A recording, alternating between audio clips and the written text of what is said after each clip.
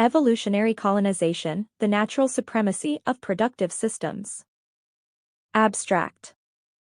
This paper introduces the concept of evolutionary colonization, the process by which more productive, adaptive, and reputationally superior systems naturally absorb or restructure less productive systems over time. Unlike traditional colonialism, this dynamic does not require war or coercion. It emerges organically from economic selection pressures, particularly within transparent, reputation-based systems that reward evolutionary fitness.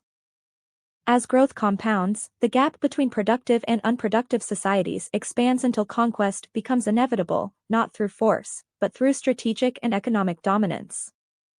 1. Introduction.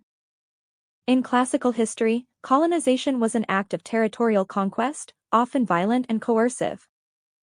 But in evolutionary capitalism, a more refined and universal mechanism is at work.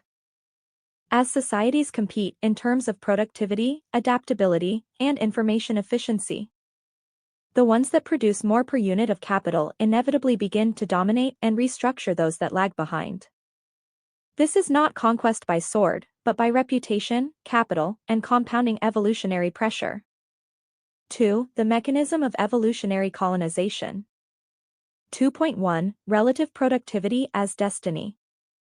Let us suppose two societies differ in their annual productivity growth by 10%. While the slower-growing society may appear stable at first, compounding effects accelerate divergence. After 7 years, the more productive society will control nearly twice the resources. After 14 years, 4 times.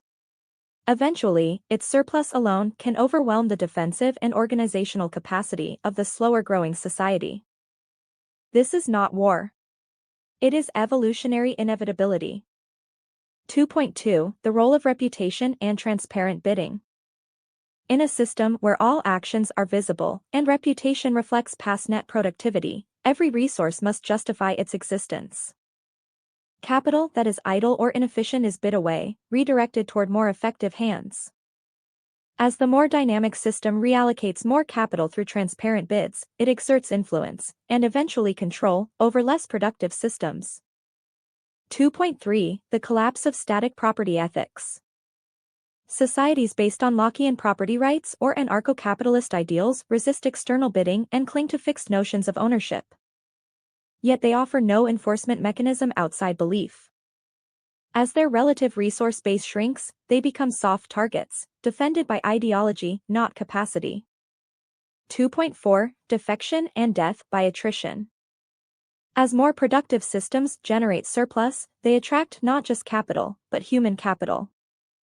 Citizens of less productive societies begin to defect voluntarily, drawn by better opportunity, security, and influence. The original system is not conquered, it is abandoned. Meanwhile, its infrastructure erodes as the ratio of productive citizens to dependents falls. Death comes not by invasion, but by attrition, a slow, visible collapse. 3. Historical parallels and modern implications. Colonial empires absorbed indigenous systems not just through violence, but because they had more capital, more technology, and more productive organization. Evolutionary colonization reframes this: the side with more productivity wins, whether or not it intends to conquer. Today, the same principle plays out through market expansion, platform dominance, and the diffusion of more efficient institutional models. But under evolutionary capitalism, the process becomes moral, transparent, and inevitable. For conclusion, stagnation is a conquerable crime. In a world where capital flows to its most productive use, stagnation becomes a strategic liability. The more unproductive you are, the more you invite evolutionary colonization. It is not a punishment, it is the market performing natural selection at the civilizational level. You do not need to be invaded. You only need to be outperformed. Key term: evolutionary colonization. The natural absorption or restructuring of unproductive systems by more productive ones through economic, reputational, and adaptive supremacy, without coercion. And driven by the logic of compounding evolutionary fitness.